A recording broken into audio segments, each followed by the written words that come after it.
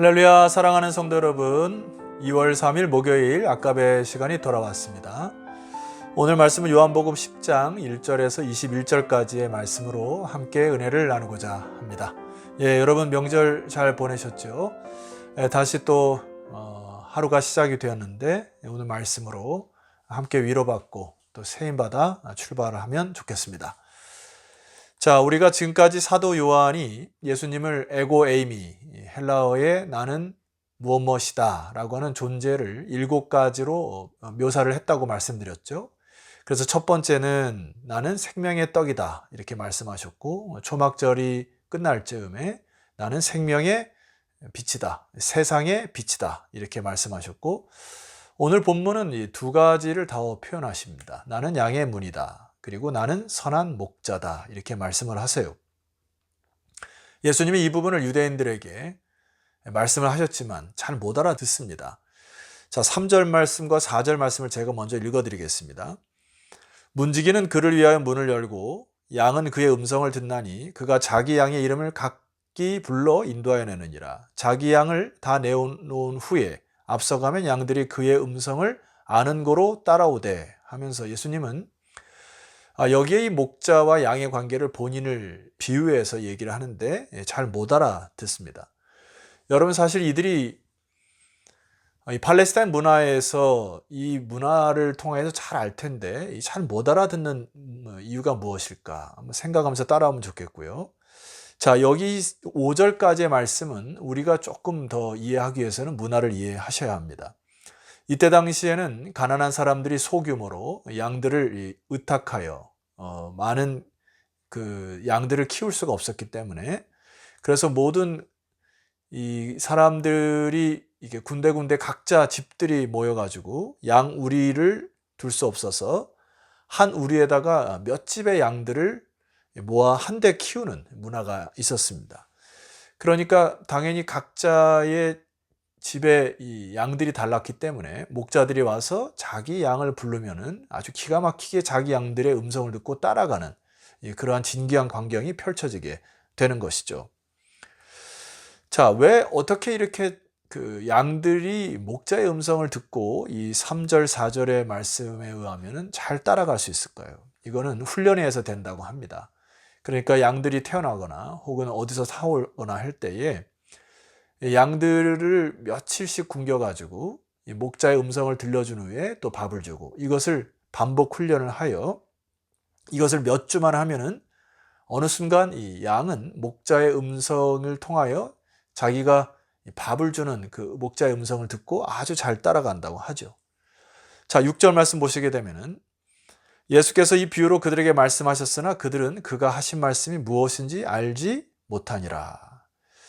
두 가지 이유로 못 알아들었을 것 같아요. 첫 번째는 요한복음 9장까지 그들과 대화한 것이 뭐냐 하면은 맹인 이야기를 하다가 주님께서 갑자기 이 양과 목자의 이야기로 넘어갔기 때문에 못했던 것 같고요. 또 하나는 이들은 예수 그리스도를 메시아로 혹은 목자로 구약에 오실 참 목자임을 전혀 눈치채지를 못했던 상황이기 때문에 예수님을 목자로 자기들을 양으로 이렇게 연결시켜 생각하지 못했던 어려움이 있었던 것 같습니다. 그래서 예수님은 다시 차근차근히 그들에게 설명하고 있는 것이 7절 이하의 말씀이죠. 그러므로 예수께서 다시 이르시되 내가 진실로 진실로 너에게 말하노니 나는 양의 문이라 하면서 이제 예수님이 본인의 존재를 나는 양의 문이라 이렇게 말씀을 하십니다. 자, 8절 나보다 먼저 온 자는 다 절도요 강도니 양들이 듣지 아니하였느니라. 자, 주님이 그들에게 뭘 말씀하고 있는 것이죠? 자, 이들이 참 답답한 부분은 뭐가 있냐면은, 자, 요한복음 9장 41절로 올라가시게 되면은 예수께서 이르시되 너희가 맹인이 되었더라면 죄가 없으려니와 본다고 하니 너희 죄가 그대로 있느니라. 이 유대인들의 한계점이 뭐냐 하면은 자기가 육신적인 눈으로 본다 하니까 너무나 교만하여서 하나님의 나라에 관심도 없었던 것이죠. 그리고 율법에 갇혀 있었던 것이죠. 그러니까 이들은 하나님 나라를 볼 수가 없었어요. 자, 양에 있어서 가장 치명적인 약점 뭐냐 하면은 눈이 어둡다는 이야기입니다. 마치 주님이 이들이 눈이 어두운 것을 양으로 비유한 것 같아요. 그러나 양의 특징은 뭐냐 하면은 귀가 아주 발달되었다고 하죠. 그러니까 주님이 이들에게 뭐라고 얘기하시냐면은, 야, 양들이 눈은 어둡지만은 귀는 잘 들리니 너희들의 귀를 쫑긋 해서 하나님의 나라의 비밀을 잘 들어라 얘기하는 것이죠. 주님이 그들에게 뭐라고 다시 얘기하셨죠? 나는 양의 문이라 했습니다. 여러분, 그때 당시에 팔레스타인의 큰 목초지에 가게 되면은 사람 키만한 그 돌무더기가 이렇게 크게 쌓여 있고요. 한쪽에만 뚫려 있는, 그러니까 몇 날 며칠을 바깥으로 가다가 이 양들을 이리 때부터 보호하기 위하여서 그쪽으로 다 몰아넣게 되면은 이 목자는 그 문에 딱 있게 되면 양들이 밖으로 나갈 수가 없고 이리 때가 들어올 수 없겠죠. 그러니까 이 양의 문을 딱 지키고 계신 그 목자를 여러분 떠올리면 되겠습니다. 자, 이 광경을 떠올리시게 되면은 주님께서 뭐라고 말씀하시는지를 알 수 있을 것입니다. 9절 말씀이죠. 내가 문이니 누구든지 나로 말미암아 들어가면 구원을 받고, 주님께서 보호하신다는 얘기죠. 또 들어가며 나오며 꼴을 얻으리라. 다 예수님이 목자 되셔서 목자의 음성을 듣고 들어가고 나오는 자들은 꼴을 먹을 것이다. 그러나 10절, 도둑이 오는 것은 도둑질하고 죽이고 멸망시키려는 것뿐이요 내가 온 것은 양으로 생명을 얻게 하고 더 풍성히 얻게 하려는 것이니라.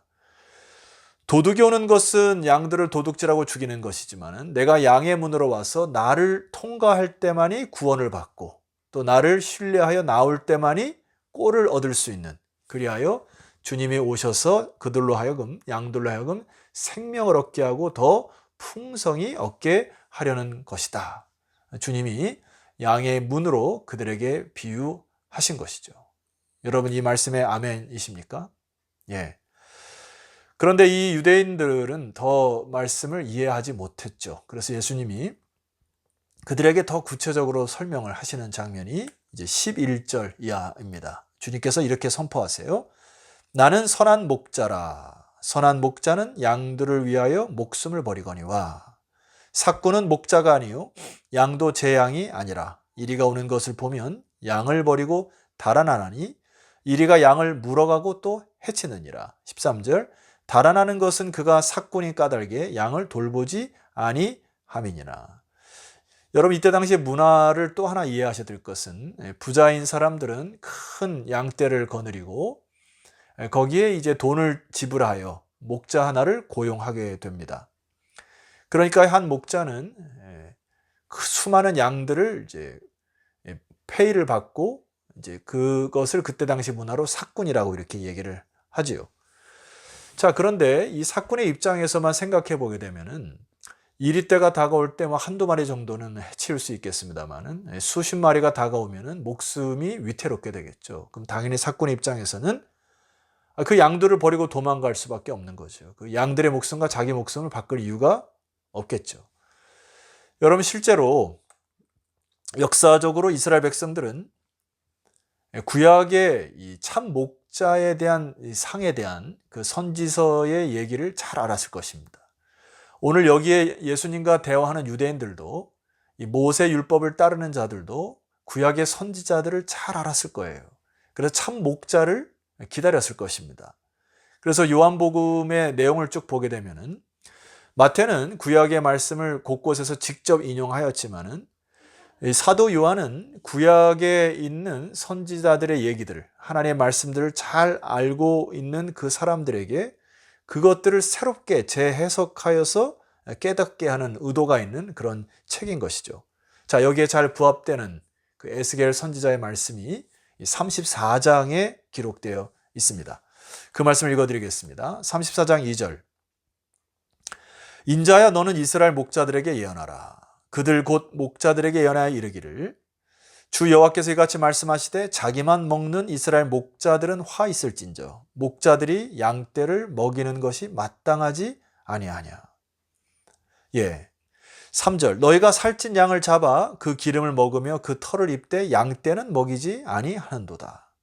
4절입니다. 너희가 그 연약한 자를 강하게 아니하며 병든 자를 고치지 아니하며 상한 자를 싸매주지 아니하며 쫓기는 자를 돌아오게 하지 아니하며 잃어버린 자를 찾지 아니하고 다만 포악으로 그것들을 다스렸도다. 구약의 많은 백성들이 참된 목자를 기다렸지만은 이 거짓 목자들, 이 사꾼들 때문에 포악으로 다스린 이 시대적인 상황을 보게 됩니다. 자, 5절입니다. 목자가 없으므로 그것들이 흩어져서 모든 들짐승의 밥이 되었도다. 자, 이러한 역사적 배경과 또 에스겔 선지자의 말씀을 통하여서 하나님이 그들에게 이렇게 말씀하십니다. 에스겔 34장 15절. 내가 친히 내 양의 목자가 되어 그것들을 누워있게 할지니라. 여기 바로 예수 그리스도 메시아에 대한 예표, 그 예언에 대한 말씀입니다. 내가 친히 내 양의 목자가 되어 그것들을 누워있게 할 것이다. 주 여호와의 말씀이니라. 16절. 참 목자가 오셔서 이제 무엇을 하시겠다는 겁니까? 그 잃어버린 자를 내가 찾으며 쫓기는 자를 내가 돌아오게 하며 상한 자를 내가 싸매주며 병든 자를 내가 강하게 하려니와 살찐 자와 강한 자는 내가 없애고 정의대로 그것들을 먹이리라. 예수님이 에스겔의 선지자의 예언에 이제 완성이 되어 참 목자가 되셔서 오늘 이렇게 말씀하십니다. 내가 너희들의 친히 목자가 되어.